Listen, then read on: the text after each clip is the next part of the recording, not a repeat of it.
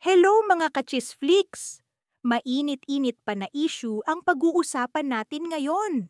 Viral na naman ngayon sa social media si Meiko Montefalco matapos mag-post ng video ng usapan nila ng kanyang asawa sa anniversary nila na tila may kabit pala ito.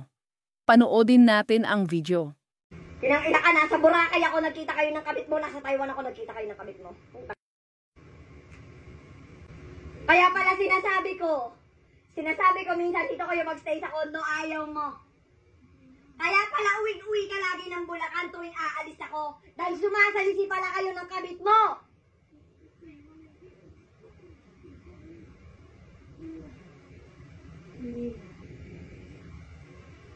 Kayang mukha mo.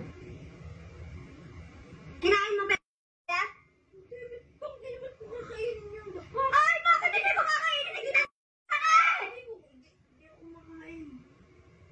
kinain mo na nga eh.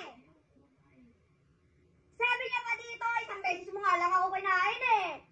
Kaya bihira ako umabot pag nagsisex tayo eh. Sabi pa ng kabit mo, kinakamusta nga siya lagi ni Carlo tuwing pumupunta ka dito sa condo. Ibig sabihin, may kontak pa kayo, nagkikita pa kayo, kahit pinupuntahan mo na ako, sinusuyo mo na ako dito sa condo. Nagkita pa kayo, and kagabi lang, galing mismo sa bibig mo, sabi mo, February kayo natapos. Hindi lang ako ang nakarinig, may witnesses ako. Kung nag-iiba ka na naman ng statement. February lang po ka na po. Ala na nga ako kami. Ang labo ng February kasi hindi na ako lumalabas nun. Hindi na ako lumalabas nun.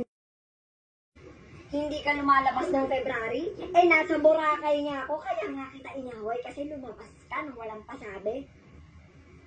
Oh, hindi ka lumalabas ng February? Ayun, pero hindi na. Or, huli-huli ka na naman sa sarili mong bibig. Oh, ano? Kasi patuluti ka, liar ka kasi! Liar ka! Okay na. Hindi na. Salita ba eh, ganun din naman. Para saan ba? February, wala na akong animal clean na ako nun. Wala na akong ginagawa ano nun. Hindi ka clean! Wala! Never kang naging clean dahil hindi ka naman aamin sa akin na may kung hindi pa kita nahuli. Tama?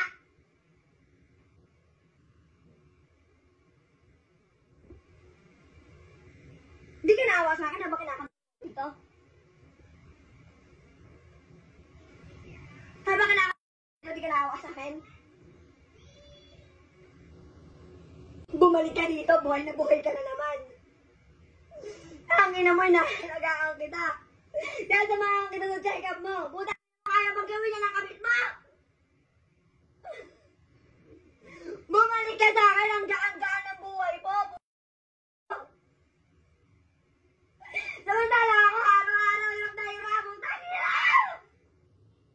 Never mo akong binigyan ng sagot. Kung hindi ko ba nahuli, dapat abutin ng Diyos sa akin.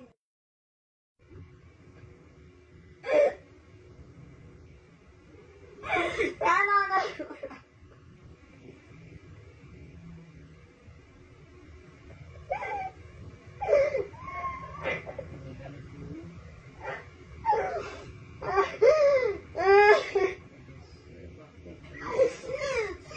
Hindi ka naman kinulang sa akin. Hindi rin ako pabigat sa'yo. Nalaman pa nga kita ng 7 taon eh. Hindi ako madama sa'yo, hindi ako mahigpit sa'yo. Tangi na saan ako nagkulang.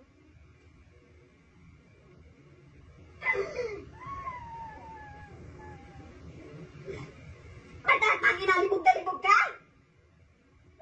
Libog na libog ka? Ha? Wala kang pera, putang ina pampala mo sa mga anak mo, pero putang ina pamamokpok meron ka! Tayo!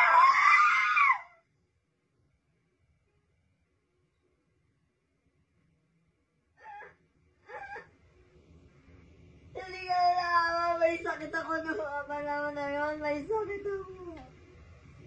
Matatanda ang nangyari na rin ito dati, pero pinatawad niya. At ngayon ay nangako na di na niya mapapatawad dahil may ebidensya na siya.